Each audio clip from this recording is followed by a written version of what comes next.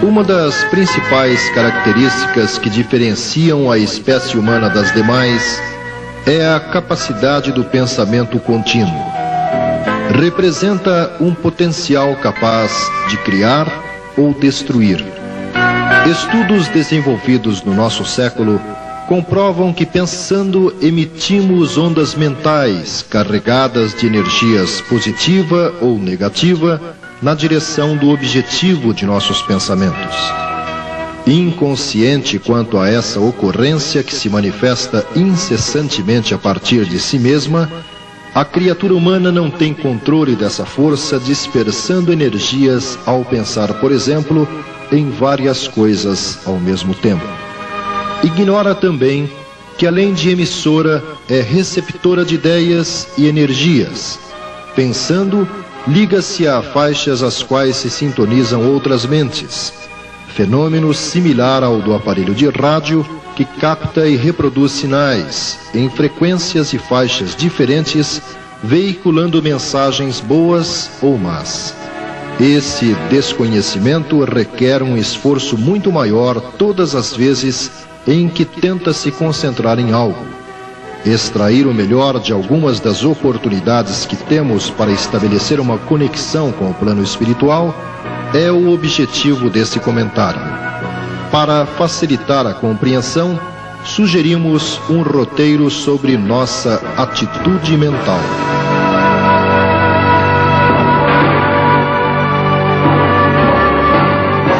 André Luiz, reproduzindo o diálogo com o instrutor espiritual Aulus no livro Nos Domínios da Mediunidade, diz que a oração é prodigioso banho de forças, tal a vigorosa corrente mental que atrai. Do ponto de vista coletivo, quando participamos de uma prece em um conjunto de pessoas, o elemento que a está proferindo pode ser comparado ao regente de uma orquestra. Sabemos que se apenas um dos músicos deixa de acompanhar os movimentos do maestro, o resultado de muitos poderá ficar prejudicado por seu instrumento estar fora do tom, mais adiantado ou mais atrasado que os demais. O êxito ficará comprometido e o que seria um belo espetáculo redundará num fracasso. De igual modo, no momento da prece coletiva. Todos deveremos concentrar nossa atenção no que é dito, procurando sentir as palavras. Isso não apenas renova nossa atmosfera psíquica, como nos identifica com a peculiar ao ambiente. Caso contrário, o aproveitamento daquele instante será muito reduzido ou não será alcançado. Conclusão: devemos convergir nossa atenção às palavras daquele que profere a prece e controlar essa atenção para que os pensamentos não se dispersem nas divagações de nossa mente.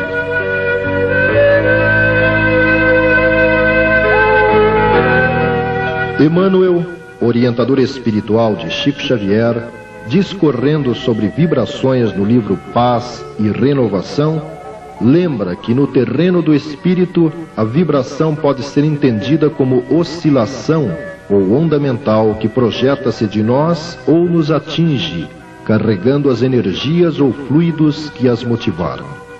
Do ponto de vista coletivo, o exemplo da orquestra também pode ser lembrado. Quando nas reuniões públicas alcança-se o momento das vibrações, devemos fixar nossa atenção no que diz o condutor dessa parte do trabalho, sentindo as palavras articuladas para que, sintonizados numa mesma faixa de pensamentos, não apenas recebamos aquele banho de energia peculiar à prece, mas também cedamos fluidos para a equipe espiritual que se movimenta no ambiente, que a canalizará e aplicará a outros assistidos pelo grupo.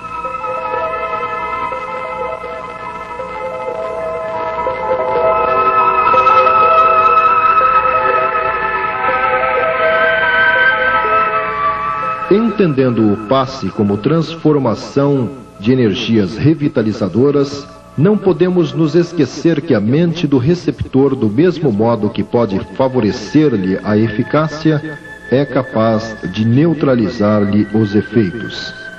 Para se sentir os efeitos do passe, é necessário criar condições psicoemocionais para isso.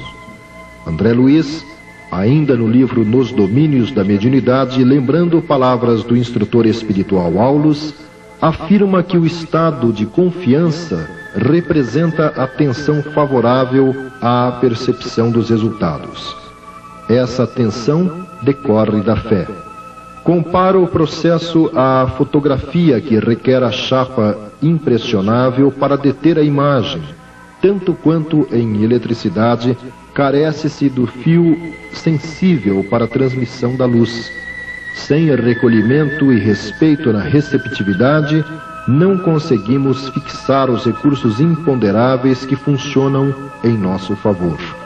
Portanto, na hora do recebimento do passe, procuremos neutralizar a curiosidade improdutiva. Mentalizemos Jesus, ou quadros da natureza que nos sensibilizam o coração, e somente assim possibilitaremos a assimilação pelo nosso corpo espiritual das energias transmitidas pelo passe. Renovemos o pensamento e tudo se modificará conosco. A mente reanimada pelo passe reergue as vidas microscópicas que a servem no templo do corpo.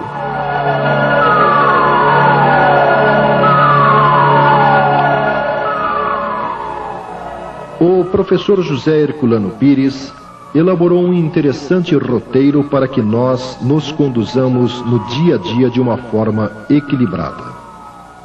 Primeiro, ao acordar, diga a si mesmo: Deus me concede mais um dia de experiências e aprendizado. É fazendo que se aprende. Vou aproveitá-lo. Repita isso várias vezes, procurando manter essas palavras na memória. Segundo, ligue-se a pensamentos bons e alegres. Repila as más ideias. Compreenda que você nasceu para ser bom e normal. As más ideias e as más tendências existem para você vencê-las, nunca para se entregar a elas. Terceiro, mude a maneira de encarar os semelhantes. Na essência, somos todos iguais. Se alguém está irritado, não entre em sua irritação. Trate-o com bondade. Ajude-o, que também será ajudado. Quarto, vigie seus sentimentos, pensamentos e palavras das relações com os outros. O que damos, recebemos de volta. Quinto, não se considere vítima. Você pode estar sendo algoz sem perceber. Pense nisso constantemente para melhorar suas relações com os outros. Viver é permutar. Examine o que você troca com os outros. Sexto, ao sentir-se abatido, não entre neste astral. É difícil sair dele. Lembre-se de que seus males são passageiros, mas, se você os alimentar, eles durarão. É você que sustenta seus males. Cuidado com isso. Sétimo, frequente a instituição com que se sintoniza. Não fique pulando de uma para outra. Quem não tem constância, nada consegue. Oitavo, se você ouve vozes, tem visões, sente toques ou arrepios, não dê atenção. Nem se assuste com esses efeitos físicos. Leia diariamente, de manhã e à noite, ao deitar-se, um trecho de O Evangelho segundo o Espiritismo e medite sobre o que leu. Abra o livro ao acaso. Neutralize influências negativas com o poder de sua vontade. Nono, reformule o conceito de si mesmo. Você não é um pobrezinho abandonado ao mundo. Os próprios vermes são protegidos por leis naturais. Estabeleça pouco a pouco o controle de si mesmo com paciência e confiança. Você não depende dos outros, depende de sua mente. Mantenha-a arejado. 10º, estude as obras de Allan Kardec.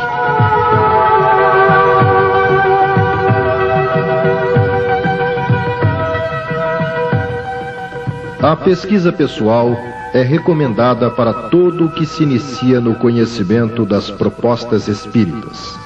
Devemos evitar apegarmos-nos às opiniões de líderes ou médiuns, visto que naturalmente são criaturas falíveis, avançando como qualquer outra pessoa em meio a um processo evolutivo. Muitos são os que desacreditaram do Espiritismo por se decepcionarem com este ou aquele dirigente. O Espiritismo é uma questão de crença pessoal que requer estudo sério e continuado, lembra Kardec. Nesse contexto, as obras básicas são caminho seguro. Se nossas dúvidas são de ordem filosófica, o Livro dos Espíritos é o mais indicado. Se pretendemos nos desenvolver na ciência das relações entre os dois planos através da mediunidade, o Livro dos Médiuns é o caminho. Se as questões de ordem moral nos incomodam, o Evangelho segundo o Espiritismo é o remédio. Se o futuro de toda criatura humana nos atemoriza, o céu e o inferno, ou a justiça divina segundo o Espiritismo, pode nos tranquilizar.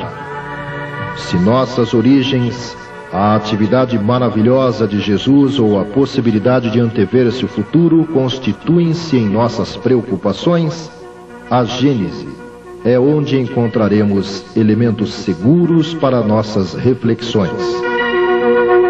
Comecemos pelo começo, é o lema que deve nos estimular. Vencida essa etapa, podemos conhecer a série de verdadeiras reportagens transmitidas pelo espírito conhecido como André Luiz e que ganhou muito espaço nas pesquisas dos interessados pela vida no mundo espiritual e suas relações com a nossa, se popularizando como a coleção Nosso Lar. São 11 livros revelando que a morte nada mais é que mudança de plano e que a vida física e espiritual se interam em relações permanentes. Na primeira obra da série, Nosso Lar, nos cientificamos das primeiras experiências após a morte do autor, bem como a colônia espiritual para a qual foi transferido, sociedade organizada reunindo mais de 30 milhões de espíritos que vivem sob a proteção de uma estrutura social, política e econômica, onde predomina a igualdade, a justiça e a fraternidade. No desdobramento da série Missionários da Luz, onde André Luiz descreve a ação do plano espiritual no preparo do espírito a reencarnar, o planejamento existencial, a fecundação do óvulo, a gestação, o nascimento na Terra até a sua volta ao espaço através do fenômeno da morte. Os Mensageiros relata-nos a sua participação em expedição socorrista designada para agir no plano físico. Obreiros da Vida Eterna elucida-nos a respeito da forma como transcorre o desencarne de um ateu, um católico, um protestante e um espírita. No Mundo Maior, trata, do ponto de vista espiritual, das razões do desequilíbrio nervoso. Ação e reação dilata-nos a compreensão sobre a lei de causa e efeito. Libertação aborda a questão da obsessão e o trabalho exaustivo de abnegados espíritos no afã de libertar perseguidos e perseguidor. Entre a terra e o céu, explica-nos o mecanismo da prece e o processo socorrista que desencadeia. Nos domínios da mediunidade, apresenta na prática um estudo sintético sobre mediunidade. sexo e destino. Aprecia os efeitos das ações inconsequentes envolvendo essa inegável força propulsora da vida, o sexo. Finalmente, e a vida continua, amplia mais ainda os conceitos a respeito da morte e o morrer. Se a sua curiosidade envolve temas ligados à origem da Terra e da espécie humana sobre ela, os livros recomendados são A Caminho da Luz, de Emmanuel, e Evolução em Dois Mundos, de André Luiz, ambos recebidos pelo médium Francisco Cândido Xavier, além de Evolução Anímica, de Gabriel Delany, e Morte, Renascimento e Evolução, de Hernani Guimarães Andrade. No aspecto moralizador, ou mesmo consolador da doutrina espírita, são centenas de títulos publicados. Identifique seu interesse e converse com algum dirigente do centro espírita, da livraria ou da biblioteca do mesmo, a fim de obter uma indicação mais específica.